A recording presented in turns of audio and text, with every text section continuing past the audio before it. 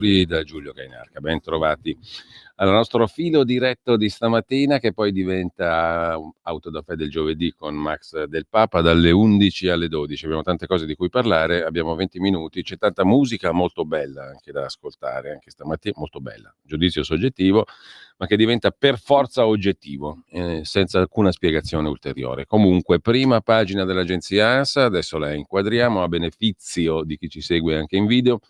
Apertura sulla nota infernale a Gaza, lo riferiscono fonti mediche citate da Al Jazeera. Auguri e baci all'agenzia ANSA Stefani. Poi a Lisbona salgono a 16 le vittime dell'incidente alla funicolare. Sinner batte Musetti in semifinale venerdì contro Oger Aliassim, che non so chi sia. Comunque, banche, al via il CDA di Mediobanca. Offerta pubblica di acquisto e scambio di MPS è già oltre il 35%. L'agenzia ADN Cronos apre su Napoli, lite tra coniugi finisce in tragedia, morto il marito, grave la moglie. La flottiglia per Gaza, Giorgia Meloni a Schlein, adotteremo tutte le misure di tutela per i connazionali, garantisce Giorgia Meloni, il governo è in primo piano, tra l'altro aggiunge il Premier, per l'assistenza dei civili a Gaza. Armi nel B&B in centro, arrestati 2 turchi a Viterbo, poi di nuovo Sinner e poi l'Ucraina. Zelensky vede i volenterosi a Parigi, incognita Trump al vertice, telefonata, non telefonata. Con ciò lasciamo anche l'agenzia ADN Cronos, uno sguardo lo diamo pure all'Agi per non farci mancare niente. Apertura sui 2 turchi che giravano armati a Viterbo, arrestati, si aggiravano tra i fedeli in attesa della festa di Santa Rosa, la procura indaga per traffico d'armi. Avrete notato che è scomparsa completamente la agghiacciante vicenda di Erba, ovvero una donna di 87 anni presa di mira da 5 rapinatori, probabilmente nordafricani a quanto si è capito, che sono entrati in casa e hanno chiesto ori che non aveva perché l'avevano già derubata in precedenza. Cioè aveva niente in casa, 200 euro di pensione e ogni domanda che gli facevano uno schiaffo, ogni domanda uno schiaffo, ogni domanda uno schiaffo, l'hanno malmenata a 87 anni in 5 e è finita quasi lì. Anche il quotidiano locale, la provincia di Como, oggi ci passa sopra allegramente e tranquillamente, tanto è normale, dobbiamo abituarci insomma. Lasciamo la prima pagina dell'agenzia Agi e andiamo a vedere, non so cosa cavolo sia aperto qua, un attimo solo perché di Amazon ci frega ben poco, a dire la verità, non dobbiamo comprare niente in diretta in questo momento. Dicevo, andiamo a dare un'occhiata ad alcune delle notizie di oggi. A proposito di rubare e di criminalità, c'è un bell'articolo del professor Luca Ricolfi che come al solito trovate sul suo sito fondazionedevedium.it, Fondazione Ium per la verità, l'indirizzo internet è fondazioneium.it, Fondazione Ium è tutto attaccato per facilitare chi dovesse fare le ricerche. Comunque se cercate Fondazione Ium su Google lo trovate. Allora, l'articolo è stato pubblicato sulla Ragione l'altro giorno, il 2 di settembre, vale a dire l'altro ieri, ed è estremamente interessante perché si occupa di una realtà della quale si occupano in pochi sotto il profilo penale, per trarne qualche insegnamento. Singapore, rubare a Singapore. Chi va nell'isola di Singapore, scrive il professor Ricolfi, Singapore è una ricca città-stato del sud-est asiatico, il suo reddito per abitante è più del doppio di quello italiano. Chi va a Singapore lo sa perfettamente, perché glielo spiegano le agenzie di viaggio e i siti che si occupano di vacanze. Che cosa? Che a Singapore ci sono innumerevoli divieti. Per esempio, non si può masticare chewing gum, non si può fumare in luoghi diversi da quelli appositi, che sono pochissimi, non si possono buttare le cicche o altro per terra, non si può mangiare o bere sui mezzi di trasporto, non si può girare nudi per casa se visibili dall'esterno, non si può consumare droga di alcun tipo, ma il vero tratto distintivo di Singapore è che quei divieti vengono fatti rispettare, come a maggior ragione si fanno rispettare i divieti che a noi paiono più ragionevoli, come per esempio il divieto di rubare. Tutto questo è noto, ma a quanto pare era sfuggito ad alcune nuotatrici della nazionale italiana, azzurre, che sono state beccate a rubare in un duty free all'aeroporto. Pare che una di loro, ripresa dalle telecamere di sorveglianza, abbia infilato un profumo o 2 boccette di oli essenziali, secondo un'altra versione, nella borsa della collega, così inguaiandola. La vicenda, insomma, una ha rubato e ha messo il profumo nella borsa di un'altra collega, di un'altra nuotatrice, inguaiando questa qua ovviamente. La vicenda si è risolta con l'intervento della nostra ambasciata a Singapore e ha suscitato un certo imbarazzo al Ministero degli Esteri, che si è affrettato a dichiarare che il ministro Tajani non ha avuto alcun ruolo. Con tutti gli italiani che abbiamo il problema di riportare a casa, spesso con ottime ragioni, ci mancava solo la figuraccia di un ministro che si batte per rimpatriare una ladruncola. A quanto pare, scrive Luca Ricolfi, siamo di fronte a un Fassino bis. Vi ricordate il caso di Fassino, no? Il famoso profumo rubato in aeroporto dall'ex ministro di giustizia ed ex sindaco di Torino del PCPDS-PD Fassino, perché è finito in nulla naturalmente, perché Fassino purtroppo se l'è trovato dentro, quel profumo lì si è dimenticato di pagarlo, insomma è finita così. Siamo di fronte a un Fassino bis, diverso dal profumo rubato da Fassino, perché in questo caso la ladra nuotatrice della nazionale italiana non ha tenuto il profumo per sé, ma lo ha appioppato all'amica. Ma l'attrazione fatale per i profumi non è l'unico elemento che accomuna i due casi. In realtà ce n'è anche un altro, osserva lo spietato professor Ricolfi. Ricordate la goffaggine delle giustificazioni di Fassino, il quale aveva detto così per giustificare il fatto che l'avevano beccato col profumo in tasca: ero a Fiumicino, volevo fare un regalo a mia moglie, avevo le mani occupate e ho messo il profumo in tasca, ma intendevo pagarlo. Ebbene, nota Ricolfi, le spiegazioni della nuotatrice azzurra sono parimenti un capolavoro di reticenza. Anziché dire scusate, non ho rubato nulla, è stata una mia compagna a infilarmi il profumo nella borsa, la ragazza ha tirato fuori un repertorio di circonlocuzioni elusive, astratte, in perfetto stile burocratico politichese. Per esempio, ha detto la nuotatrice: desidero condividere alcune considerazioni in merito a quanto recentemente emerso sulla mia persona. Oppure, non ho mai avuto intenzione di compiere gesti inadeguati e chi mi conosce sa quanto tengo ai valori dello sport, alla correttezza, all'onestà personale. E ancora, da questa esperienza comunque traggo grandi insegnamenti sulla prudenza, sulla responsabilità individuale, sul valore delle persone che mi circondano. Insomma, nota lo spietato professor Ricolfi, sia lode a lui. Parlare chiaro non fa parte delle virtù della nostra nuotatrice, per la quale un furto è un gesto inadeguato. Credo che in questo le nostre atlete non siano granché isolate. Nelle nostre società ultracivili, ultrademocratiche, i divieti di Singapore appaiono assurdi o, nella migliore delle ipotesi, esagerati, e gli stessi furti, pur essendo deprecati e pur tormentando i sogni di tanti italiani, sono considerati quasi fisiologici, un elemento ineliminabile del paesaggio sociale, specialmente nelle grandi città. Ma è davvero così? E siccome il professor Ricolfi ama citare i numeri e i dati, eccoli qua. Il caso di Singapore è interessante, scrive Ricolfi, perché mina questa percezione di ineluttabilità. Sentite un po' i numeri. Secondo gli ultimi dati disponibili, fatto 100 il numero di furti per ogni abitante in Italia, a Singapore si scende a, indovinate, 9,5, meno 90% rispetto all'Italia. Poi prendeli per il culo quelli di Singapore, no? Cretini, deficienti, guarda, proibiscono di masticare il chewing gum, però hanno il 90% di furti in meno che da noi. E le cose sono ancora più nette nel caso dei furti con scasso, quindi si è scassini. Fatto 100 il livello dell'Italia, a Singapore si scende, sentite un po', a 0,87, con un abbattimento del 99% in meno rispetto all'Italia. E insomma, scrive Ricolfi cristallinamente, a quanto pare i divieti servono, ma ancor di più serve la volontà ferrea di farli rispettare. Dunque, potremmo fare così anche da noi?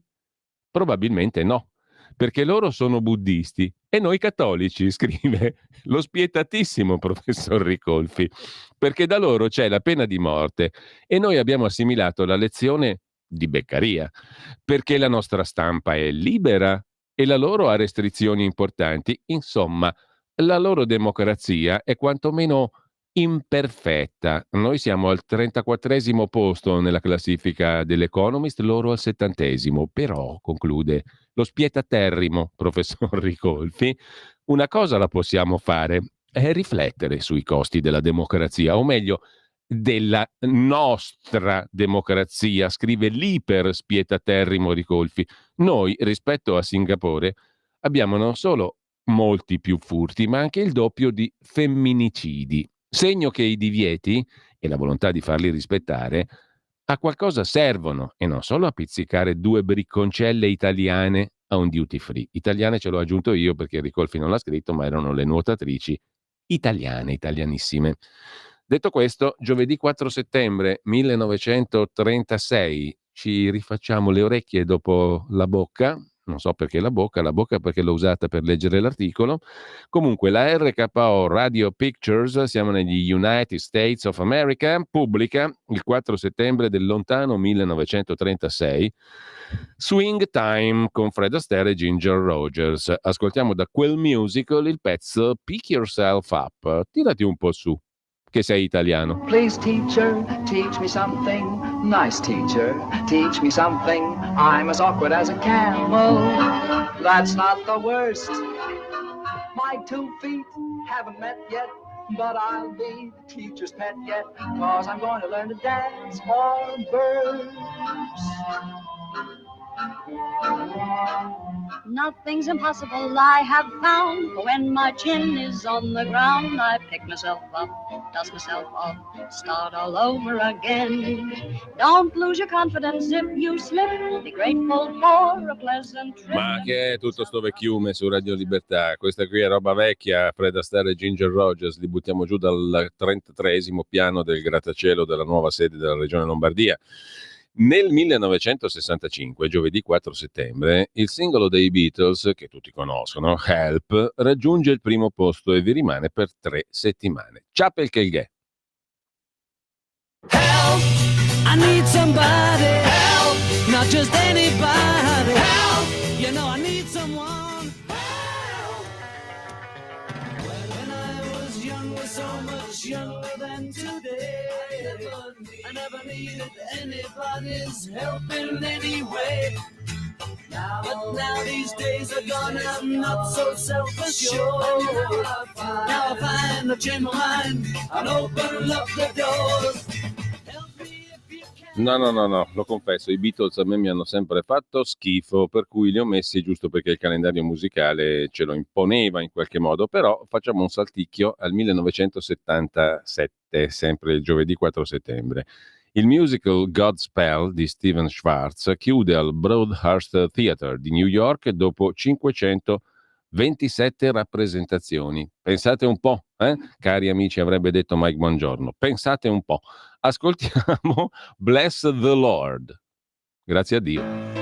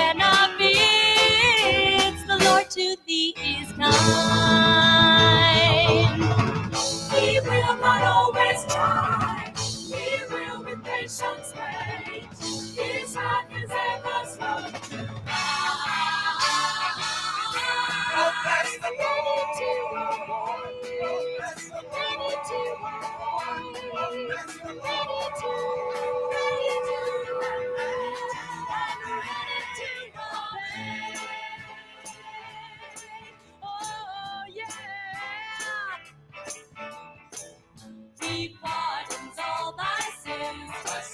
Prolongs thy feeble breath.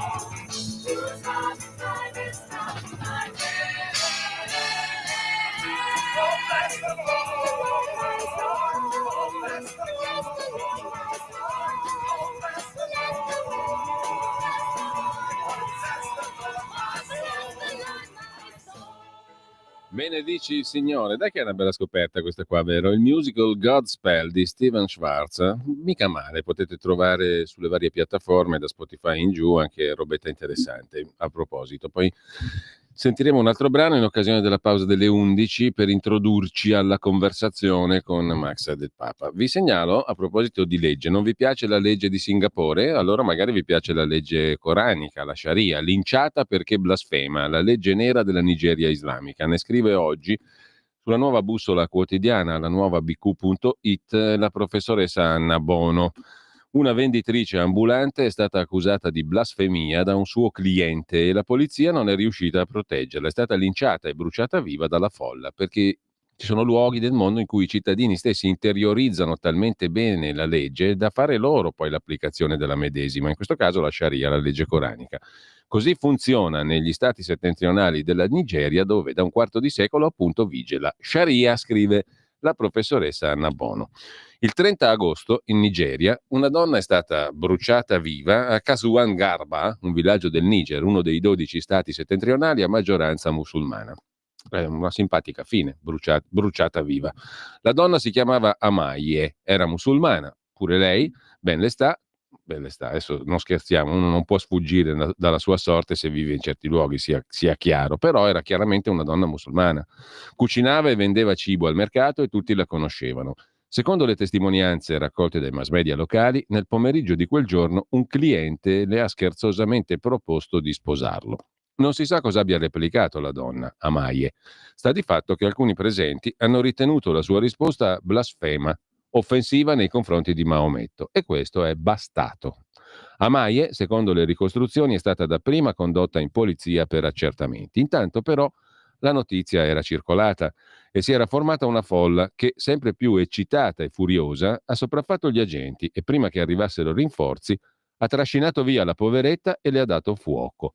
Casi del genere non sono rari nel nord della Nigeria e noi naturalmente dobbiamo accogliere chi arriva dalla Nigeria, che non è neanche un paese del tutto in guerra, tranne che in alcuni stati, però insomma gente che la pensa così dobbiamo accoglierla giustamente, direi giustissimamente.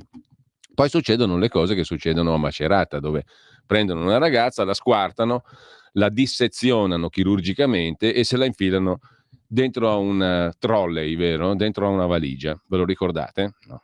Credo di sì.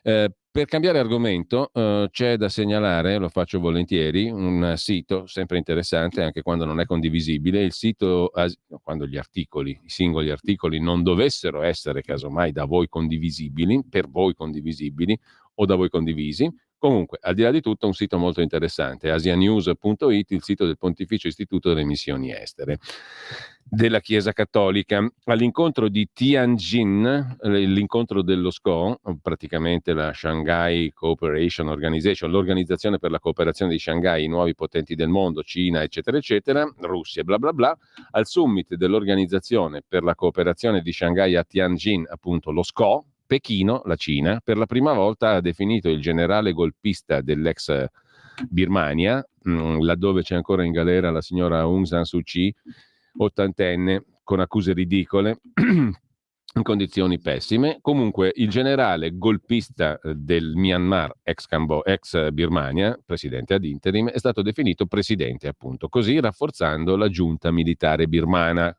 Negli stessi giorni l'India ha annunciato l'invio di esperti per monitorare le elezioni di dicembre e sono stati firmati diversi nuovi accordi economici. Il presidente cinese Xi Jinping ha promesso l'inclusione della Birmania come membro a pieno titolo della SCO, cioè della Shanghai Cooperation Organization, consolidando l'integrazione dell'ex Birmania del Myanmar nelle piattaforme regionali a guida cinese. Anche questa è una bellissima notizia per la democrazia nel mondo. Mentre sempre da asianews.it c'è un'altra notizia che vi segnalo, la trovate in home page, sempre più coreani tra gli schiavi dei centri per le truffe online in Cambogia. È un business notevole nel mondo questo. Secondo dati del governo di Seul, cioè della Corea del Sud, sono ben 252 i casi segnalati di rapimenti per queste attività, gestite da gruppi criminali transnazionali con copertura cinese. La testimonianza di una ragazza tratta in salvo: mi hanno ingannata, derubata, tenuta insieme ad altre persone identificate solo con un numero anziché col nome, una specie di Squid Game finalizzato alla truffa online. In agosto un connazionale è stato trovato morto con segni di tortura. Ci sono sempre di più anche cittadini della Sud Corea, attenzione, non della Corea di Kim Jong-un, la Corea del Nord, anche lui un gran membro della SCO, di cui sopra, no? No, è un bel mondo quello che avanza. Ci sono sempre più anche cittadini sudcoreani tra le persone sequestrate per lavorare nei centri internazionali per compiere truffe online. Sono veri e propri schiavi dediti alle truffe. Secondo dati del governo di Seul, cioè Corea del Sud, fino a luglio di quest'anno sono stati segnalati 252 casi di sudcoreani rapiti e confinati in Cambogia, con un forte aumento rispetto agli anni precedenti. L'emittente sudcoreana NBC ha diffuso la testimonianza di una donna di 20 anni recentemente salvata, che ha dichiarato che almeno altri 13 sudcoreani rimangono rinchiusi negli edifici dove era stata tenuta prigioniera lei. Ha raccontato di essere stata attirata in Cambogia con una falsa offerta di lavoro che prometteva una retribuzione molto elevata, ma di essere stata rapita dopo aver preso un'auto segnalata da un cambogiano di lingua coreana che aveva incontrato all'aeroporto. La vittima ha raccontato di essere stata derubata di 18 milioni di won, la moneta sudcoreana, dal suo conto bancario e di essere stata picchiata e torturata per diversi giorni. Non riusciva quasi più a camminare. Le persone tenute sotto sequestro venivano identificate solo con numeri e non era loro permesso di rivelare i propri nomi. Ad agosto un sudcoreano, di cognome Park, è stato trovato morto in Cambogia con segni di aggressione e tortura. Le autorità ritengono sia morto dopo essere stato costretto a lavorare in un call center illegale. Si ritiene che queste organizzazioni criminali siano coinvolte in collusioni con le triadi cinesi e la complicità di funzionari cambogiani.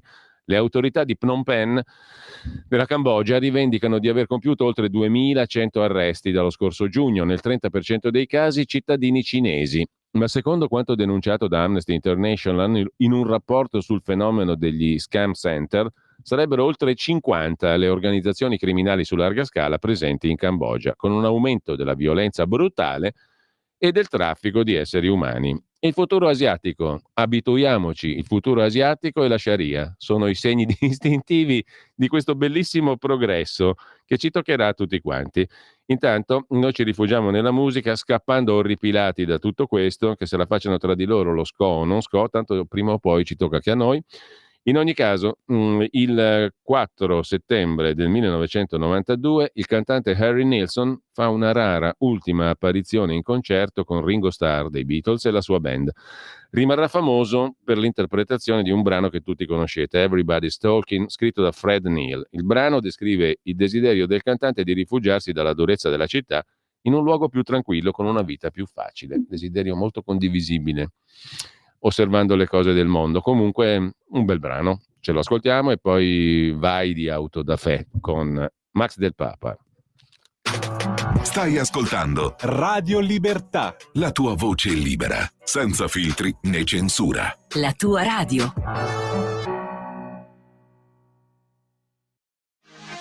Per la tua pubblicità visita il sito radiolibertà.net.